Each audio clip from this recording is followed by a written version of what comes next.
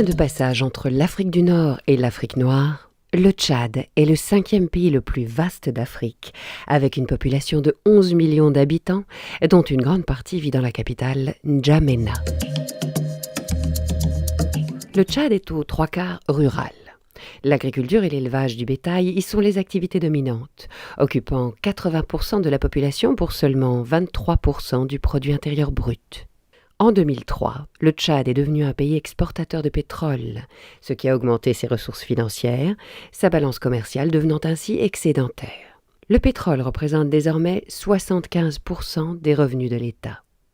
Malgré cela, en 2012, le PNUD, Programme des Nations Unies pour le développement, classe toujours le Tchad comme le 4e pays le moins développé au monde. Face à cette situation dramatique, l'Union européenne soutient activement le développement du Tchad, et ce depuis 1966, mettant en œuvre une stratégie qui permet aux populations défavorisées de prendre en main leur propre futur et d'atteindre ainsi les objectifs du millénaire pour le développement, les OMD.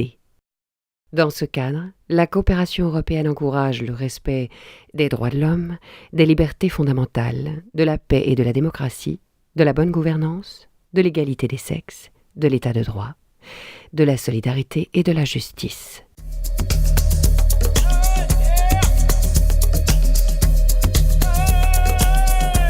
Premier partenaire au développement du Tchad, l'Union européenne intervient dans plusieurs secteurs, à travers principalement le Fonds européen de développement, dans le cadre de la stratégie nationale de réduction de la pauvreté, élaborée par le gouvernement tchadien et adoptée en 2003 par les bailleurs de fonds. Ce programme fut doté de 368 millions d'euros pour la durée du 10e FED, couvrant les années 2008 à 2013. Ce programme comprend 2 priorités, à savoir l'appui à la bonne gouvernance avec un budget de 69 millions d'euros qui cible les domaines de la sécurité physique et juridique, des finances publiques, des institutions et processus démocratiques, de la décentralisation et de la gouvernance locale. La seconde priorité a pour but de soutenir un développement durable, avec un budget de 240 millions d'euros. Elle est fondée sur les infrastructures et le secteur rural afin de réduire la pauvreté et impulser le développement économique, notamment en renforçant la capacité d'absorption des revenus pétroliers. Le Tchad bénéficie également de l'initiative accordée aux pays moins avancés, qui octroie l'accès des produits tchadiens au marché européen sans droit de douane ni quota.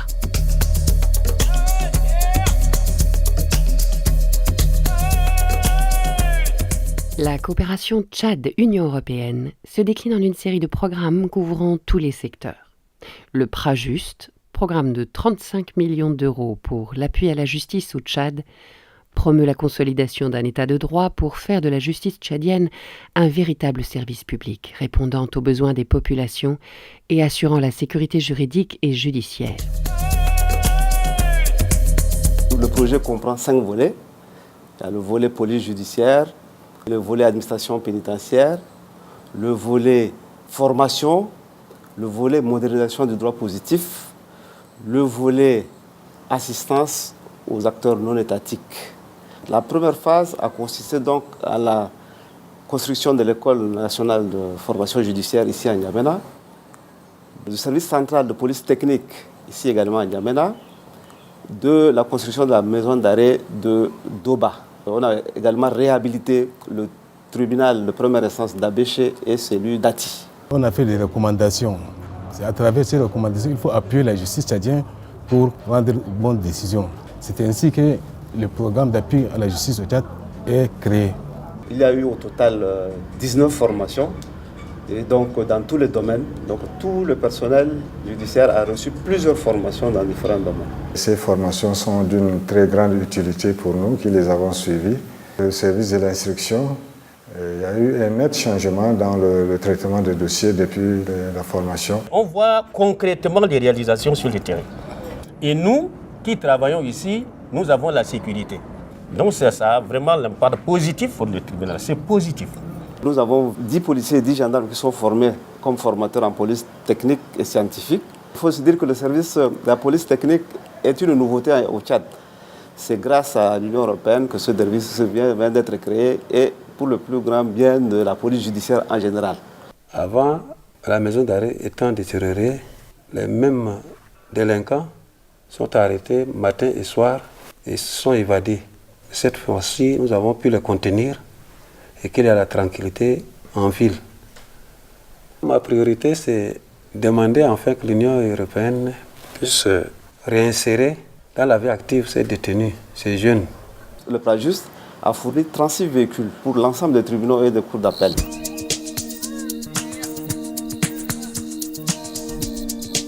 Au sein de l'organisation, nous menons des activités dans le domaine du développement rural et urbain pour que les gens s'adressent à qui des droits, pour qu'ils arrivent à connaître les procédures judiciaires. Comme notre action est beaucoup centrée sur la sensibilisation, nous passons par la radio. Le bénéfice de la radio est assez direct, ça se voit.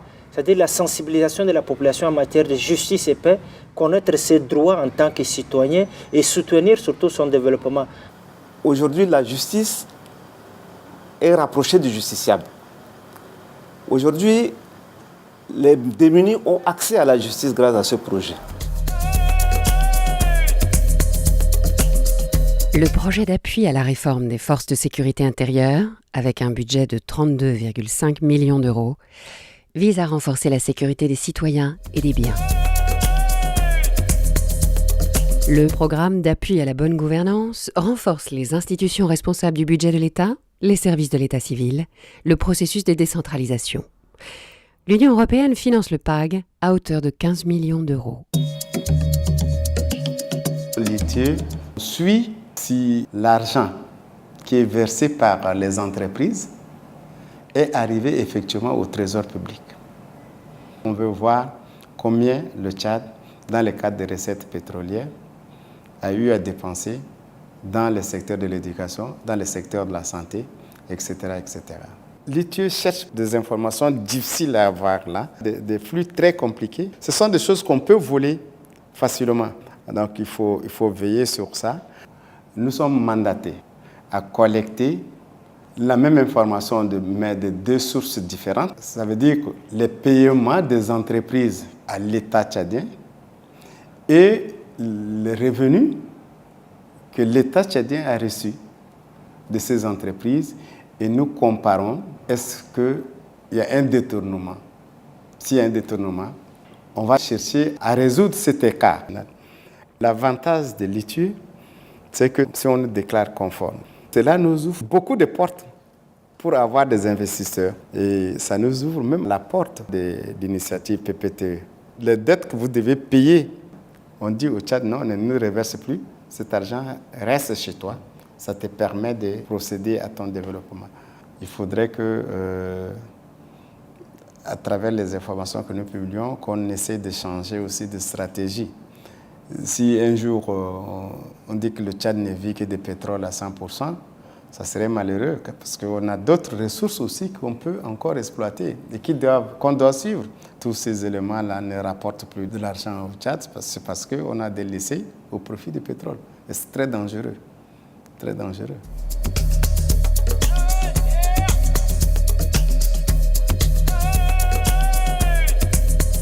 Le projet d'appui au système de santé du Tchad contribue à améliorer l'état de santé de la population tchadienne, en particulier celle des femmes et des enfants, afin de réduire la mortalité maternelle, néonatale et infantile.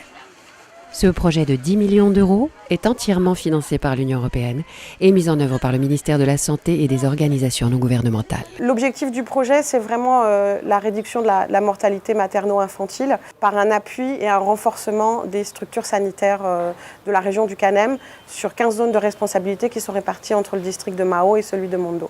Le projet avec l'Union européenne et le ministère de la Santé se décline sur le terrain, à la fois au niveau régional avec un appui au district sanitaire dans l'élaboration de ces micro-plans d'action opérationnelle, un appui à l'hôpital régional de Mao à la fois sur de la formation du personnel de santé mais aussi des dotations en équipements et en médicaments. Au niveau des centres de santé, donc là plus en zone rurale et isolée, la supervision formative des équipes sanitaires et la dotation en médicaments et en équipements, aussi quelques réhabilitations aux besoins et de construction de salles d'accouchement.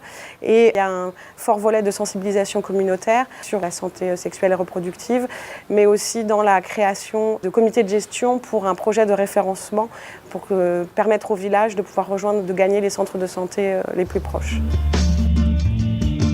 Il y a un volet qui est l'appui à l'équipe cadre de district sanitaire pour leur fonctionnalité.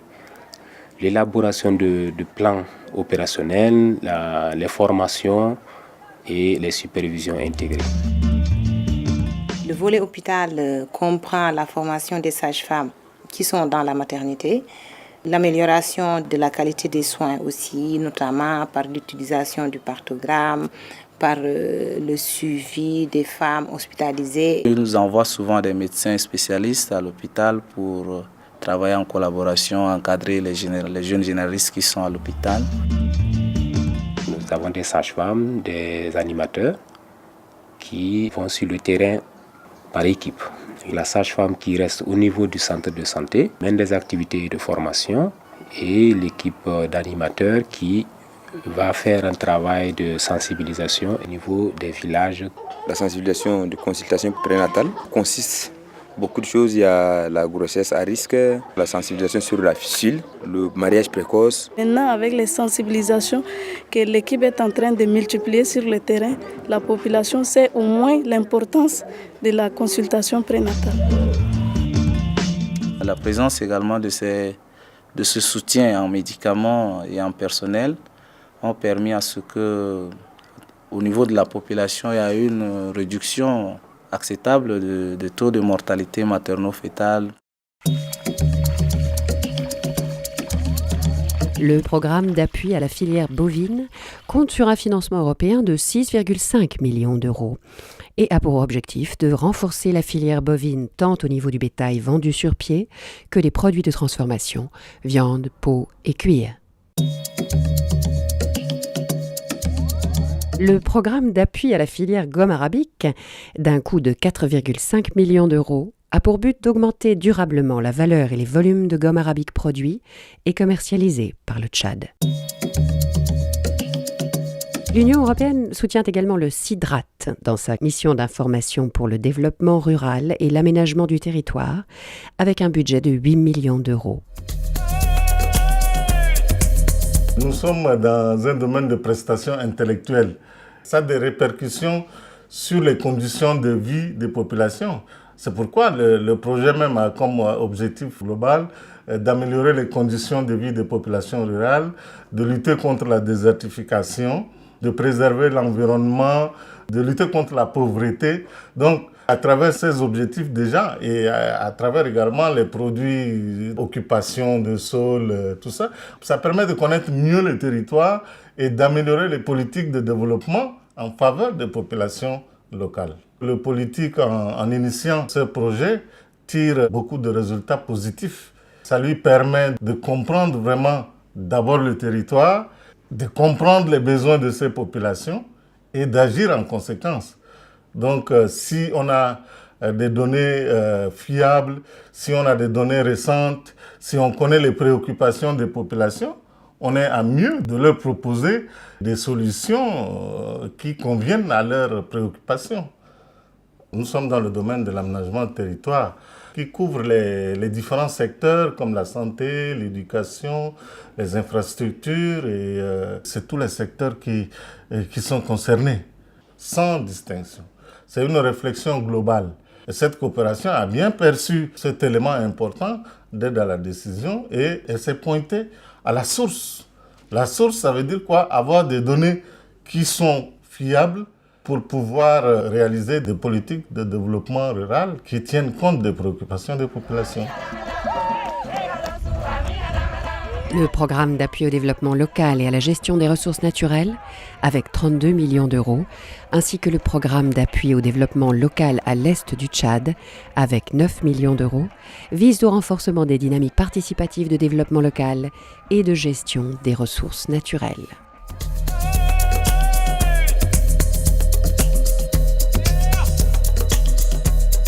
Nous accompagnons les populations à la base à être responsables de leur développement pour leur permettre à identifier eux-mêmes leurs problèmes. C'est une nouvelle approche qui est mise sous forme de programme pilote à l'est du Tchad. Sur la base des problèmes identifiés, c'est à elles-mêmes de trouver des solutions. Ces solutions-là sont transformées sous forme de projets et budgétisées. Et c'est la population elle-même maintenant qui cherche le financement. Maintenant, le PADL2, à travers sa composante 1, met sous forme d'appel à proposition le financement. Le bénéfice direct que la population peut avoir, c'est la concrétisation de leurs actions dans le cadre d'un plan de développement local. Maintenant, en termes de bonne gouvernance, ça responsabilise la population à la base. La finalité du programme, c'est aboutir à une certaine dynamique de développement local où la population elle-même est responsable de ses actions. Il y a eu à peu près 180 000 compatriotes qui se sont déplacés un peu de leur village. Il y avait les conflits intercommunautaires à l'ouest du Soudan. Il y a eu mort d'hommes, il y a eu des psychoses. Les mêmes groupes ethniques étaient de part et d'autre de la frontière. Et donc, il y a eu un conflit intercommunautaire au Soudan. Et ça a fait tache d'huile dans le territoire tchadien. Mais les séquelles étaient là. Et donc, les gens ne voulaient pas repartir chez eux. C'était comme ça qu'on avait sollicité de l'Union européenne un appui pour faire face à un programme qui puisse les accompagner dans le retour. Il y a eu un constat. C'est qu'indépendamment de nous, les gens ont commencé à déjà se parler. Pourquoi? Parce qu'ils se sont rendus compte que, en fait, cette guerre-là ne les concernait pas. C'était une guerre qui était venue de l'autre côté de la frontière. Au lieu de faire de la réconciliation, on regroupe les mêmes personnes, les mêmes chefs de village, chefs de faction, mais on va faire des réunions prospectives. On a des possibilités de vous appuyer, puisque vous êtes revenus dans vos villages d'origine. Maintenant, pour éviter qu'il y ait de quiproquos, on est prêt à vous appuyer dans le domaine du développement. Mais quelles sont vos priorités? Ils ont eu accès à la scolarisation des enfants. Ils ont eu accès à un centre de santé. Si elles doivent repartir dans leur village, où il n'y a plus de centre de santé, où il n'y a pas d'école, alors ça a créé certaines réticences. Nous appuyons la formation, la gestion et le suivi des équipes villageoises qui s'occupent de la population au niveau des villages. Nous apportons également un appui en matière de santé publique par rapport aux activités du médecin-chef de l'hôpital, du médecin-chef de district et du délégué sanitaire régional du Salamat.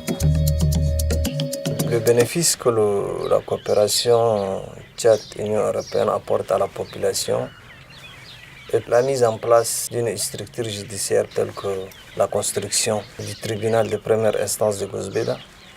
Quand on voit globalement ce qu'on a fait à travers les partenaires opérationnels, les ONG, moi je trouve que en son temps, c'était quand même la réponse adéquate. Le parc national de Zakouma a ainsi reçu 7 millions d'euros pour assurer la conservation et la gestion de son patrimoine animalier, en particulier des espèces en voie de disparition telles que les éléphants et les lions.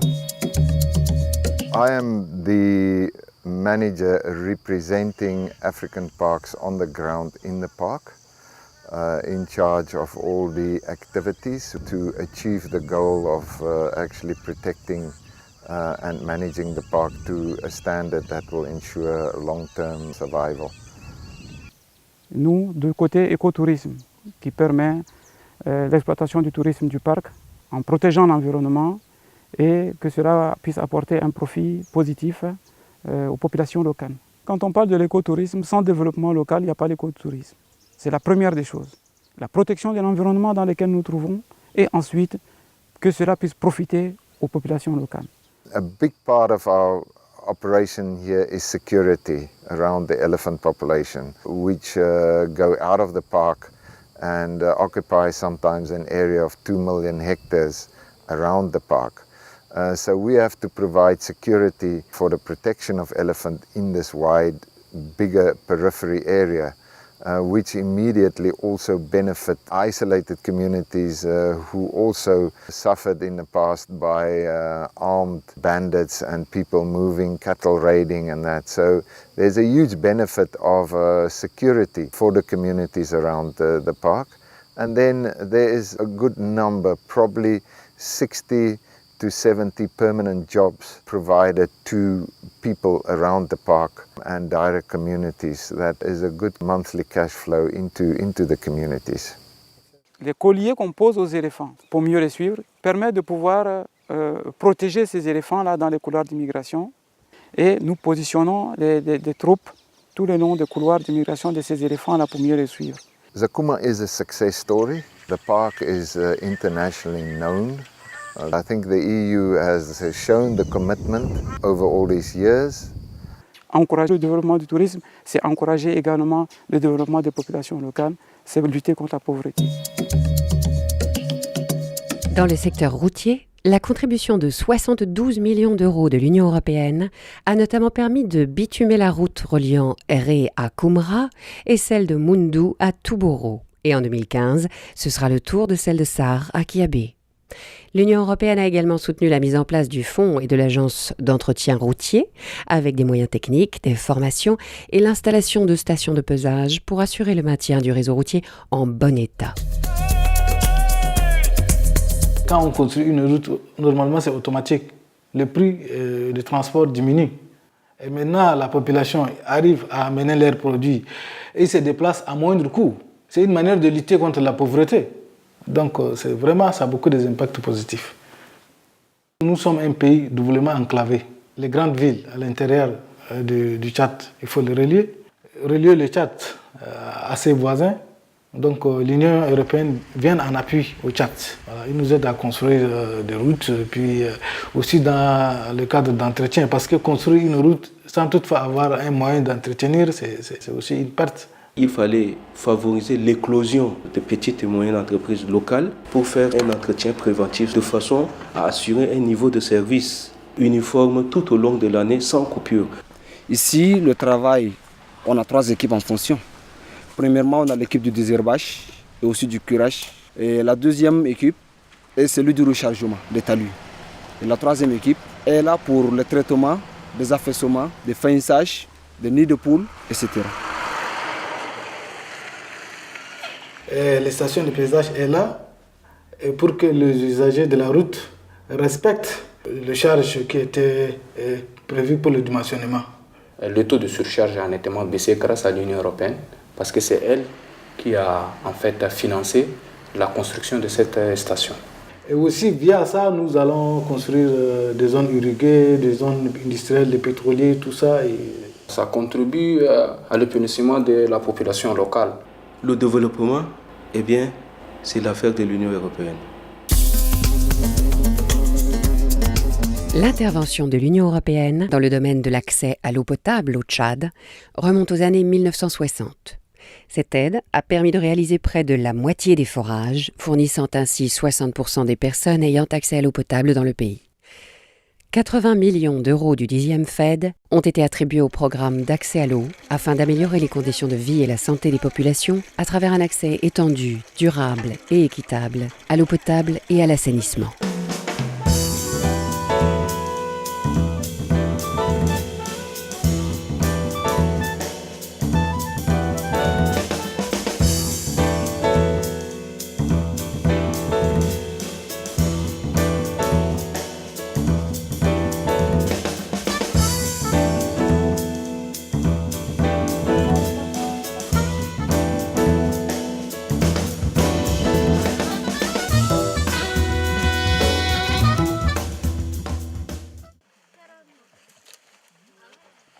Quand il y a de l'eau, on est en bonne santé. On peut faire des activités telles qu'aller à l'école ou bien faire les cultures maraîchères. Ça veut dire qu'autour de l'eau, il y a tout. C'est la base du développement. C'est de l'eau. Et c'est de l'eau potable. Vous voyez comme le plaque de l'eau pour tel village, de l'eau pour tel village, c'est partout. La coopération entre le Tchad et l'Union européenne, je dis qu'elle est très excellente. Parce que l'Union européenne, elle n'a pas cessé de venir secours à la population tchadienne.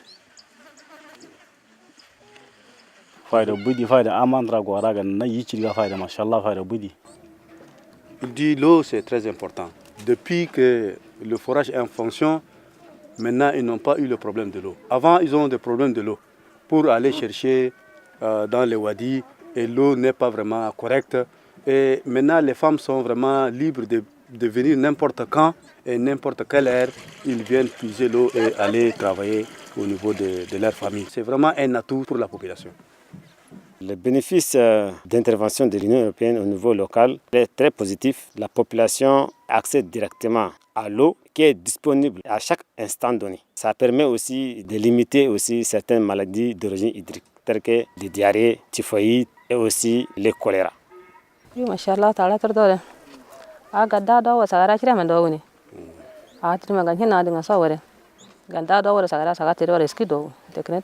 y a un comité de gestion qui est chargé d'organiser les tours. C'est-à-dire qu'ils mettent aussi les bidons là par tour et les gens viennent puiser le matin. Et chaque usager doit verser quelques pièces pour la maintenance, pour la caisse du puits.